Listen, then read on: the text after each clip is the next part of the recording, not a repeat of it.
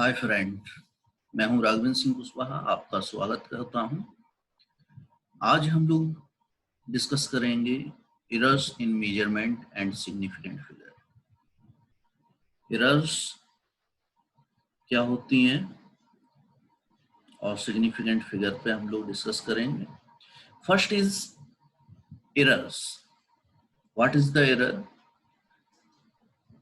The result of every measurement by any measuring instrument contains some uncertainty. This uncertainty is called errors.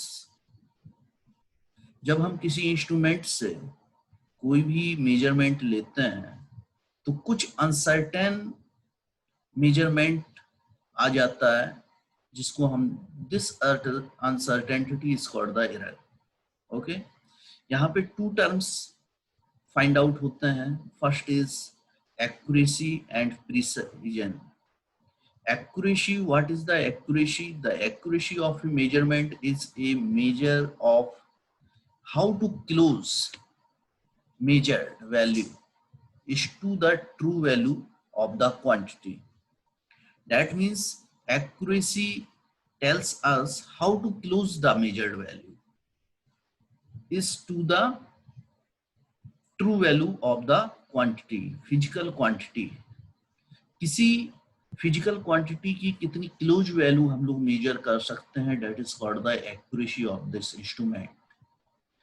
And precision tells us to what resolution और limit the quantity is measured. Precision that means उस instrument से कितनी limit तक हम precise value को find out कर सकते हैं, that is called the precision. Okay, the accuracy in measurement may depend on several factors, including the limit of resolution of the measuring instrument. कई फैक्टर्स होते हैं एक्यूरेसी और प्रिसीजन के, जिसको जो है हम लोग समझते हैं डिफरेंट फैक्टर्स डिफरेंट कंडीशंस के अकॉर्डिंग इंस्ट्रूमेंट की। Now we discuss types of error. Types of error आपकी टू टाइप्स की होती हैं। First is systematic error and then random error. Systematic error भी आपकी थ्री टाइप्स की होती हैं: इंस्ट्रूमेंटल एरर, प्रैक्टिकल एरर और personal error. The systematic error are those errors that tends to be in one direction, either positive or negative. Systematic error आपकी एक ही direction में जा सकती है, या फिर तो वो पॉजिटिव हो सकती है या नेगेटिव हो सकती है। आप कहें कि पॉजिटिव भी हो जाए और नेगेटिव भी हो जाए तो नहीं हो सकती। अगर इंस्ट्रूमेंट कोई भी एरर दे रहा है तो या फिर तो वो पॉजिटिव होगी या नेगेटिव होगी। Okay, it is three types. First is instrumental error. Instrumental error arises from the error due to imperfect design or calibration of the measuring instrument. That means at the time of manufacturing or at the time of quality checking of the instrument, any product or any instrument after manufacturing goes to the quality department and calibration of that instrument. Then at the time of manufacturing, at the time of calibration, it finds the error. So it is called the instrumental error. That means ये error instrument के manufacturing के time पे और manufacturing के बाद product हमारा जाता है क्वालिटी चेकिंग के लिए। तो क्वालिटी चेकिंग में वहां पे कैलिब्रेशन होता है, तो या फिर तो वो एरर जो है मैन्युफैक्चरिंग के टाइम में या कैलिब्रेशन के टाइम में ही जो है, जब प्रोडक्ट बन के मार्केट में आया, वो इंस्ट्रूमेंट मार्केट में आया तो ऑलरेडी उसमें एरर थी। उस एरर को कहते हैं हम लोग इंस्ट्रूमेंटल एरर, जो कि पहले ही से एरर है। मान लो कोई थर्मामीटर है, थर्मामीटर जो है 1 डिग्री सेंटीग्रेड पहले से ही जो है टेम्परेचर ज्यादा बताता है, जो कि उसकी मैन्युफैक्चरिंग के टाइम से ही उसमें एरर है, वो उस थर्मोमीटर की मैन्युफैक्चरिंग एरर कहलाएगी आपकी instrumental error. Second is experimental techniques imperfection error होती है, यानी कि क्रिटिकल एरर भी इसको बोलते हैं या एक्सपेरिमेंटल एरर भी बोलते हैं इसको। That determine temperature of the human body. A thermometer placed under the armpit will always give a temperature lower than the actual value of the temperature, body temperature। अगर हम क्या कहते हैं कि कोई भी थर्मोमीटर अगर हम अपनी आर्म के नीचे दबाते हैं, दो प्रकार से हम लोग थर्मोमीटर से, एक तो मुंह में डाल के लेते हैं थर्मोमीटर, तो वहां पे एक्यूरेट वैल्यू आती है। अगर हम जो है आर्म के नीचे दबा के जो है अगर ले रहे हैं हम लोग, तो हमेशा जो है हमारी जो थर्मोमीटर से एरर आएगी, यानी कि always temperature lower than the actual value of the human body. That means यानी कि आपको एक्सपेरिमेंटल एरर ये क्यों होती है, क्योंकि ड्यू टू एटमॉस्फेरिक कंडीशंस, है ना। हमने क्या किया, जो एक्चुअल एटमॉस्फेरिक कंडीशन उसकी चेंज कर दी, मुख के अंदर जाएगा, एक्चुअल टेम्परेचर उससे मिलेगा, लेकिन आर्म के नीचे जब हम उसको दबा रहे हैं तो इसमें इफेक्ट रहेगा कुछ एटमॉस्फेरिक कंडीशंस का। तो एटमॉस्फेरिक कंडीशन वहां पे आ गई, इसलिए वो एरर दे रहा है, हमेशा जो है लोअर वैल्यू देगा, क्योंकि हमारे जो शरीर का टेम्परेचर है वो ज्यादा रहता है, और यहाँ पे जो एटमॉस्फेरिक कंडीशन आ जाएगी तो वो हमेशा लो होता है। एटमॉस्फेरिक कंडीशन दैट मीन्स कभी भी जो एनवायरमेंटल टेम्परेचर है वो बहुत ज्यादा जाएगा तो 45-50 तक जाएगा, इससे ज्यादा कभी जाता नहीं। तो कितना भी होता है, जो हमारा बॉडी टेम्परेचर है हमेशा उससे लो रहता है, इसीलिए हमारा थर्मोमीटर जो बॉडी टेम्परेचर है आर्मपिट पे अगर हम लोग दबाते हैं तो वो हमेशा जो है कम शो करेगा, ड्यू टू लैक ऑफ। कभी कभी ऐसा भी होता है एक्सपेरिमेंटल टेक्निक एरर में कि लैक ऑफ नॉलेज के कारण भी होता है ये एरर। जैसे हम लोग कभी कभी लैब में जो है कोई इंस्ट्रूमेंट हमको मिला और हमें उसके बारे में जानकारी नहीं है, तो क्या होगा, हम जो एरर निकालेंगे, जो आप मेजर्ड वैल्यू निकालेंगे वो हमारी जो है गलत आएगी। तो इस टाइप की भी एरर आपकी जो है एक्सपेरिमेंटल सेटअप के कारण होती है। और तीसरी एरर है हमारी personal error. Personal error that arises due to an individuals basis, lack of proper setting of the apparatus or individual's carelessness in taking observations without observing proper precautions, etc. That means personal error, जैसे हम लोग बैठे हुए हैं कभी भी अपनी lab में और हमको कोई भी नया इंस्ट्रूमेंट दे दिया जाए, but we are not know about that instrument, we are not how to use it, we are not have the knowledge what happened to use it, lack of knowledge of settings, I don't know about the apparatus, carelessness, and what we take the precautions for using this instrument. So this personal error happens. That means lack of knowledge, lack of careless, lack of observing proper precautions, that errors occurs. अगर हमें जो है पक्का knowledge नहीं है किसी instrument के बारे में, उसकी सेटिंग को नहीं जानते हैं हम लोग, बराबर प्रिकॉशन को नहीं जानते कि इस इंस्ट्रूमेंट को यूज करने से पहले या मेजर्ड वैल्यू निकालने से पहले उसके लिए हम लोग को क्या क्या प्रिकॉशंस लेने चाहिए, क्या क्या हमें केयर करनी चाहिए। तो हमारा उसके कारण क्या होता है कि इंस्ट्रूमेंटल एरर आ जाता है। जैसे कोई भी इंस्ट्रूमेंट है तो उसको सबसे पहले क्या करना चाहिए, हमको पहले क्लीन करना चाहिए। लेकिन हम बिना क्लीन किए उसमें अगर जैसे बर्नियर कैलिपर से स्क्रू गेज है, माइक्रोन में देता है आपका वैल्यू, अगर उसको ठीक से साफ नहीं करेंगे तो जो डस्ट पार्टिकल उस पर लगे होते हैं उसी के कारण एमएम में आपका जो है एरर क्रिएट हो जाता है। That is called the personal error. इसके बाद हमारा आता है second types of error, random error. Random error क्या होता है? Random errors are those errors which occurs irregularly and hence are random with respect to sign and size. These can arise due to random and unpredictable fluctuations in experimental conditions. Unpredictable fluctuation and temperature, voltage supply, mechanical vibration of experimental setups, etc. Personal error by the observer taking reading, etc.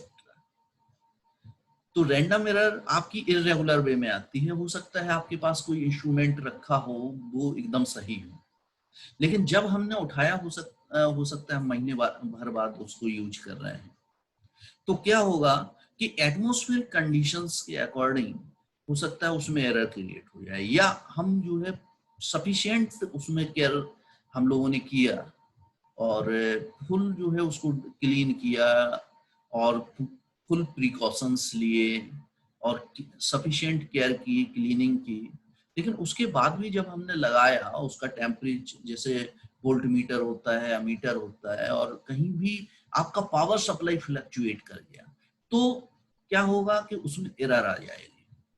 उस fluctuation के कारण, या कहीं पे mechanical ऐसा instrument है जहां पे वाइब्रेशन नहीं चाहिए और वहां पे अचानक जो है किसी कारण से वाइब्रेशन हो गया, तो उसमें उस इंस्ट्रूमेंट में एरर आ जाएगी। That is called the random error, जो कि इरेगुलरली अनप्रिडिक्टेबल होती है। That is the unpredictable fluctuations के कारण, एक्सपेरिमेंटल कंडीशंस के कारण, जो हमें कंडीशंस चाहिए उसके अलग। जैसे गर्मी में है, कोई इंस्ट्रूमेंट हम लोग यूज करते हैं और उसको ठंडी में यूज करेंगे तो ये क्या है, एटमॉस्फेरिक कंडीशन के कारण उसमें एरर आ जाएगी।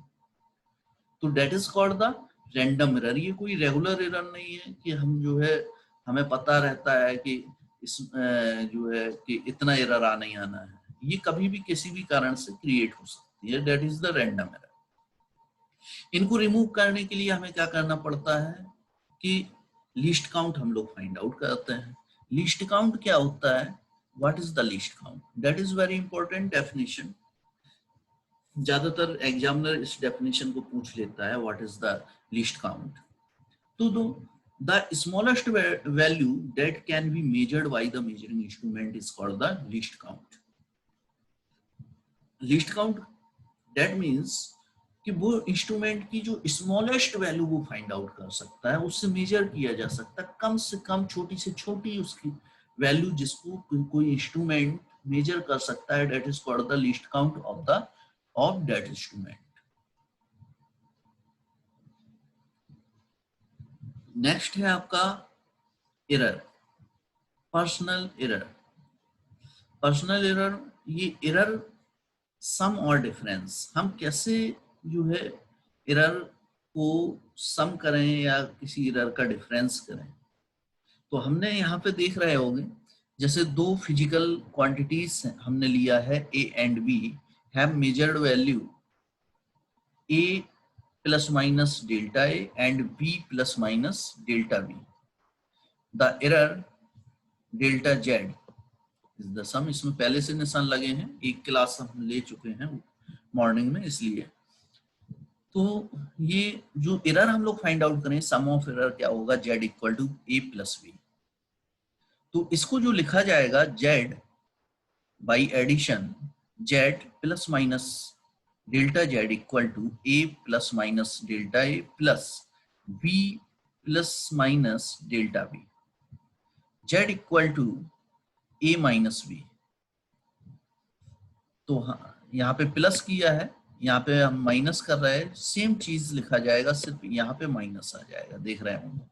और इसको बाद में जो रिजल्टेंट हम लोग लिखेंगे वो क्या होगा कि z की जो वैल्यू होगी a प्लस बी, इन दोनों को ऐड करेंगे, और डेल्टा जेड दैट मीन्स आएगा आपका delta a plus delta B. Delta a plus delta B always आपका रहेगा, है ना। तो ये आपका फाइनल वैल्यू आ जाएगा यहाँ पे। Two quantities added or subtract, the absolute error in the final result is the sum of absolute error in the individual quantities.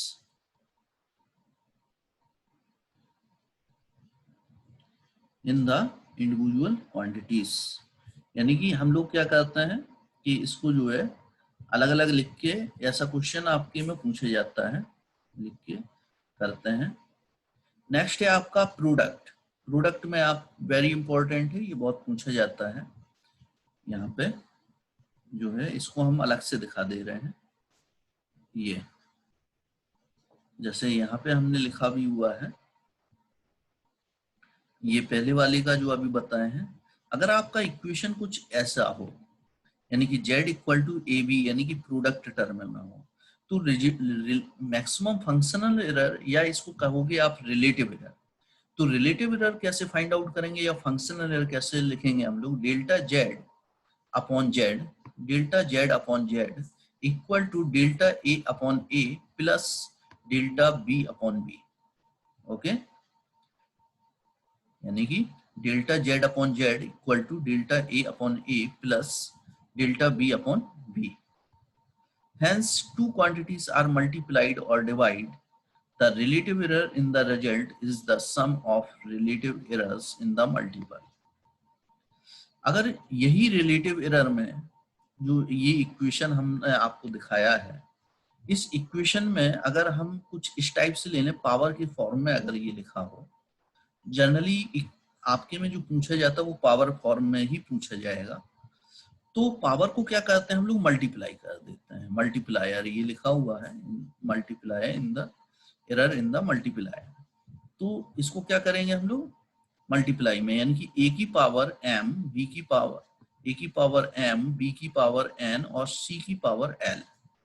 तो हम लोग कैसे लिखेंगे, मैक्सिमम फ्रैक्शन एरर यहाँ भी फाइंड आउट कर रहे हैं, delta Z upon Z equal to m power में है तो यहाँ पे मल्टीप्लाई में आ जाएगा, m delta a upon a plus n delta b upon b and into l delta c upon c। Okay, तो इस टाइप से हम लोग लिखते हैं। अब इसी में जो है परसेंटेज एरर पूछ लेता है कभी कभार, जैसे ये मीन वैल्यू, इसमें उसमें अगर परसेंटेज एरर तो दोनों ही टर्म्स में हम क्या करेंगे, मल्टीप्लाई कर देते हैं बस। जैसे अभी दिखा देते हैं, अगर इसमें जो है परसेंटेज एरर पूछेगा तो इसमें दोनों ही टर्म दोनों तरफ क्या कर देंगे हम लोग, मल्टीप्लाई कर देंगे 100 से, तो हमारा परसेंटेज एरर आ जाएगा। Percentage error, maximum percentage error पूछता है आपसे ज्यादा से ज्यादा। नेक्स्ट है आपका कुछ इस टाइप से हो कि आपने किसी भी एक्सपेरिमेंट करते समय कई वैल्यूज फाइंड आउट की हो। जैसे एक्सपेरिमेंट कभी भी लैब में करते हैं, कॉलेज लैब में, तो कई एक्सपेरिमेंट आप लोग करते हैं, तो वैल्यूज कई हैं, A1 A2 A3 up to n n तक, be the measured value of a quantity in several measurements, then there means consider to be। तो हम लोग ऐसे केस में क्या करते हैं, कई वैल्यूज होती हैं तो हम लोग उसका मीन निकालते हैं। तो उसका मीन निकालेंगे, नंबर ऑफ टर्म्स काउंट कर लेंगे, n है तो A1 plus A2 plus A3 up to n divided by n। तो हम इसका सबसे पहले मीन निकालेंगे। तो ये जो वैल्यू आई, एवरेज वैल्यू आई उसकी, तो डेल्टा ए और ए मीन फाइंड आउट यहाँ पे हो गया है। Next we find the absolute error. Absolute error कैसे निकलेगा, magnitude of difference between the true value of the quantity and individual measurement value is the absolute error of the measurement, and the absolute error in measured value is delta A1 equal to A naught minus A1. Same procedure से हम लोग A2 निकालेंगे. A2 equal to A naught minus A2. A naught क्या है यहाँ पे? A not हमारी जो है मीन वैल्यू है. ये A not is the mean value. Mean value से हर एक वैल्यू को हम लोग माइनस करते जाएंगे जितने भी टर्म्स होंगे. उसके बाद में हम क्या करेंगे, इनका भी मीन हम लोग निकाल लेंगे, इसका भी मीन हम लोग निकाल लेंगे. जैसे ये देखिए, यहाँ बाकी जितनी भी वैल्यूज थी उनका हमने क्या किया है, मीन निकाल लिया है. यहाँ देखिए डेल्टा A1 आया था, डेल्टा A2 आया था, डेल्टा A3, इन सबका क्या किया हमने, मीन निकाल लिया. ये ठीक है. यहाँ कोई वैल्यू आ जाएगी आपकी जो भी. और इसके बाद में हमारा परसेंटेज एरर का हमने फॉर्मूला क्या बताया, पहले तो रिलेटिव एरर निकाल लो. तो relative error delta upon same value होती है, delta mean upon true value of mean, है ना. Mean absolute error upon mean value. तो delta A mean upon A not या A mean.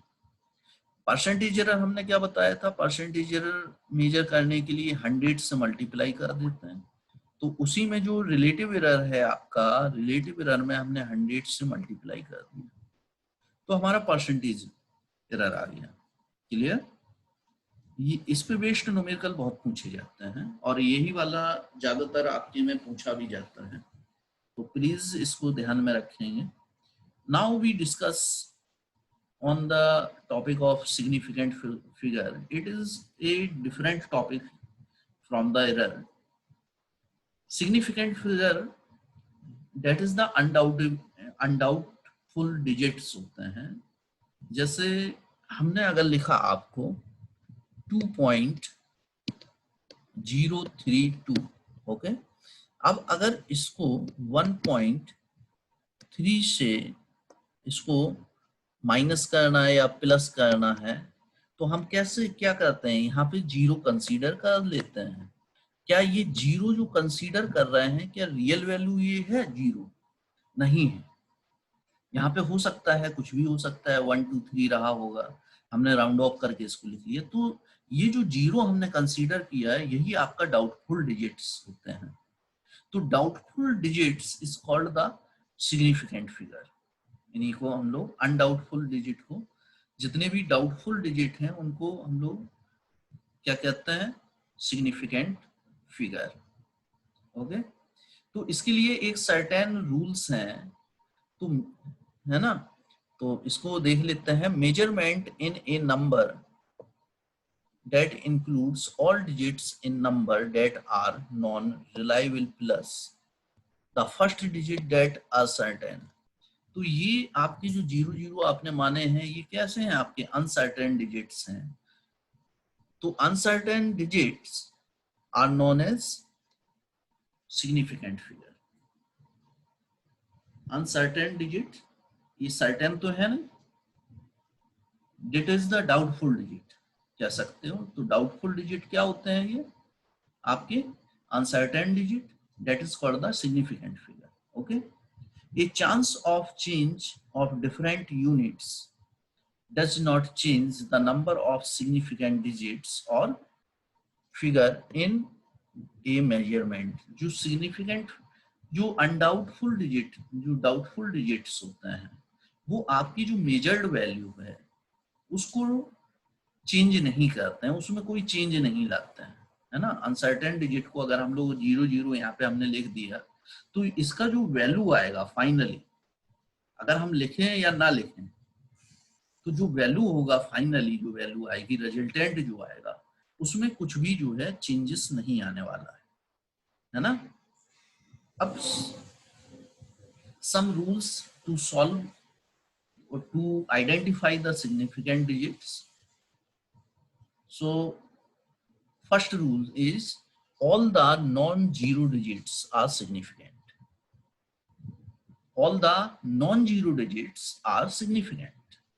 Now non-zero 33.2 has every non-zero digits है, कोई भी zero digits इसमें नहीं है, तो 33.2 ऑल पूरा का पूरा आपका सिग्निफिकेंट हुआ। और कितने डिजिट्स हैं? 3 डिजिट्स हैं, तो सिग्निफिकेंट फिगर कितना हो गया? 3 हो गया। All the zero between two non zero digits are significant no matter where the decimal point is, if at all.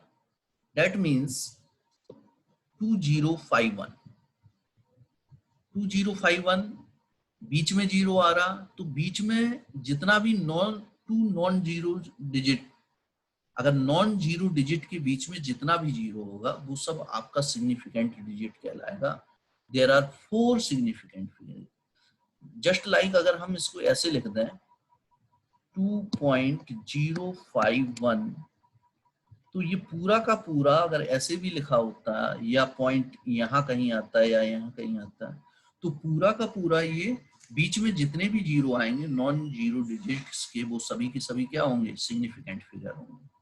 Okay, next चलते हैं। If the number is less than 1, if the number is less than 1, the zero on the right of the decimal point but to the left of the first non-zero digit are not significant.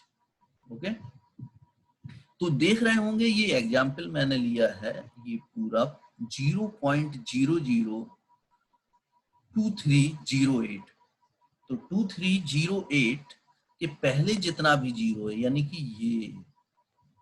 ये आपका significant figure नहीं होगा।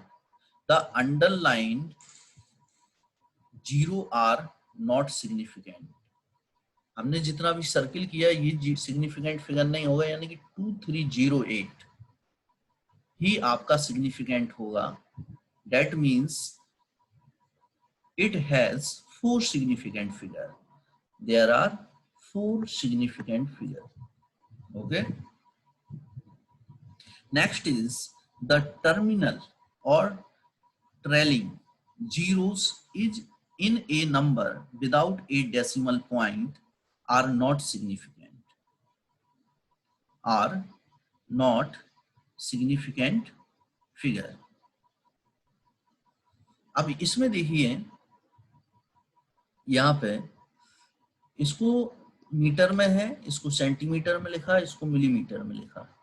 जितने भी zero बढ़ रहे हैं, यहाँ पे 3 जीरोस बढ़े हैं, यहाँ पे 2 जीरोस बढ़े हैं, but they are not consider in the significant figure. It has only 3 significant figure. Okay, only 3 significant figure. Next is no with a decimal point are significant. अब इसमें देखो 3.500, यहां पर देखो 0.06900। अब इसमें बताइए कितने सिग्निफिकेंट होंगे? रूल्स कहता है कि number with a decimal point are significant. Number with a decimal point are significant. तो डेसिमल पॉइंट के साथ में या बाद में जितने भी जीरोस हैं 5 के बाद, वो सब क्या है? डाउटफुल है, और वो सब क्या हो जाएंगे? सिग्निफिकेंट फिगर हो जाएंगे। डाउटफुल डिजिट ही आपका सिग्निफिकेंट फिगर होता है ना। तो यहाँ पे 4 सिग्निफिकेंट फिगर होंगे, 4। यहाँ पर देख लो, यहाँ पर भी ये जीरो छूट जाएगा, बस इतने, क्योंकि इस रूल्स में हम बता चुके हैं कि पहले वाले जीरो नहीं लेंगे, क्योंकि they are in between the non-zero digits, so only 6900 are significant. It is also 4. Okay, 4 significant figure. Next, clear है? Okay, यहाँ पर आ जाइए। कुछ और अदर रूल्स हैं। That means to remove some यहाँ पर देखिए नंबर ऑफ सिग्निफिकेंट फिगर, यहाँ पे इस टाइप से कभी भी पावर 10 में लिखा हो, है ना, कभी भी पावर 10 में लिखा हो या राउंड ऑफ करके हम लोग कई बार लिख देते हैं। तो पावर जब 10 में हम लोग लिख देंगे तो वो आपका सर्टेन डिजिट्स में चला जाता है, तो वो जो पावर 10 में होगा वो आपका सिग्निफिकेंट फिगर नहीं होगा। यानी कि जो हमारा यहाँ पे 5.02 सिर्फ इसी में हम लोग कंसीडर करेंगे। और आप देखिए 5.02 इसमें जीरो, दो नॉन जीरो डिजिट्स के बीच में आ रहा है यहाँ पे, तो इसमें आपके कितने सिग्निफिकेंट फिगर होंगे? ओनली 3 सिग्निफिकेंट फिगर होंगे। Okay, for a number greater than 1 without any decimal the trailing zero are not significant. For a number with a decimal trailing zero are significant. ये सब बता चुके हैं, ये फिर से रिपीट हुए हैं, ठीक है। तो मेनली वही 5 रूल्स हैं, 5-6 रूल्स हैं। और ये 1 नंबर का क्वेश्चन आता है आपका, आशा करता हूँ कि आप लोग कर लेंगे, है ना। तो मैं आशा करता हूँ कि आपको अच्छा लगा होगा। Thank you very much. Okay.